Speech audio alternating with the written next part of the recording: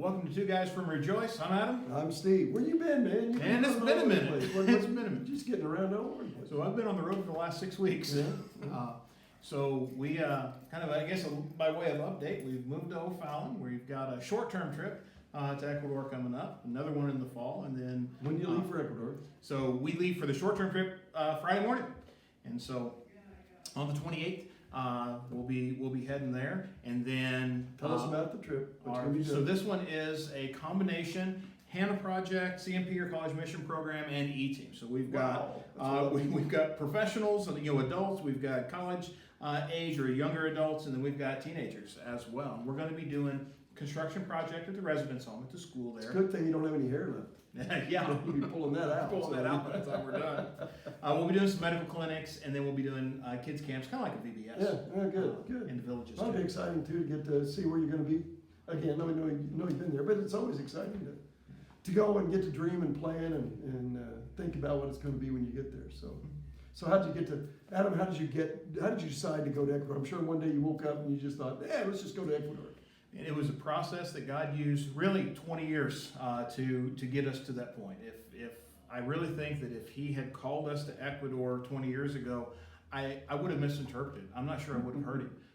He led us step by step right to that process. And it wasn't until we were actually in Ecuador on our second trip, our second short-term trip, that on a Tuesday night, the missionaries were talking about what they needed, and it was just like somebody turned a spotlight on and said, they're talking about you. Yeah. Enough so that my dad recognized it and kicked me under the table. Yeah, pretty obvious there, Right. Adam. Oh, that's good. But that's not what I would have expected, right? I expected to be in Colombia. I expected to be at Rejoice until God took me home. Yeah. And what I found is He gives us that next step, right? But God's will is a little bit like an automatic door, right? It's not, you don't run and Kool-Aid man your way through the wall.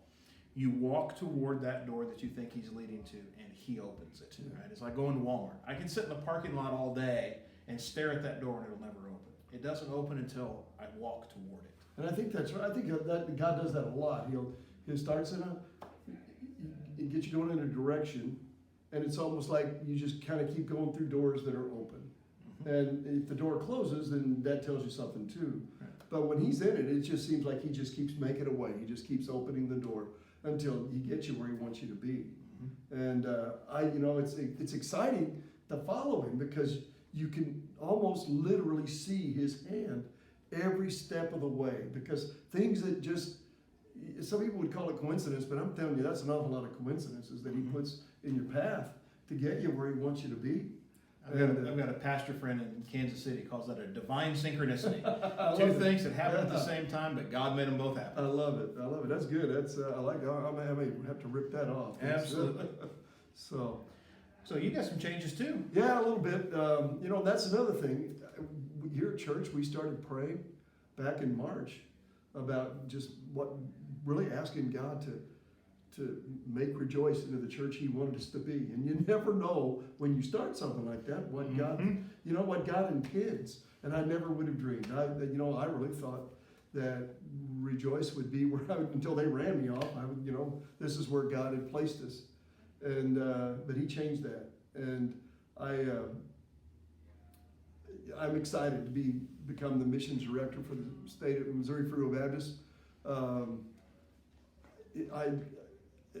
It's hard because it's so difficult to leave here.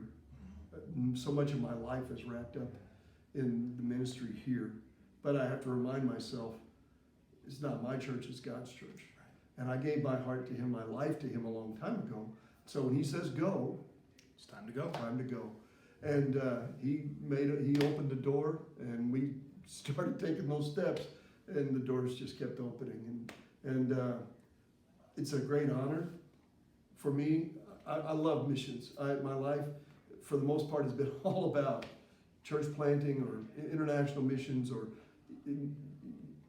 even in some ways home missions, what we used to call it here in the States. But I'm so excited to be a part of helping churches here in Missouri, new churches grow, new churches being planted, being a blessing to our international missionaries and helping raise funds for them and just challenging people with God's calling on all of our lives. Right. To go and to share the good news. And so I'm pumped. I'm excited about that. It's very difficult to leave Rejoice, but I know I'm where God wants me to be. And so I know that he also will make a way for the church here as well. So all we have to do is follow him.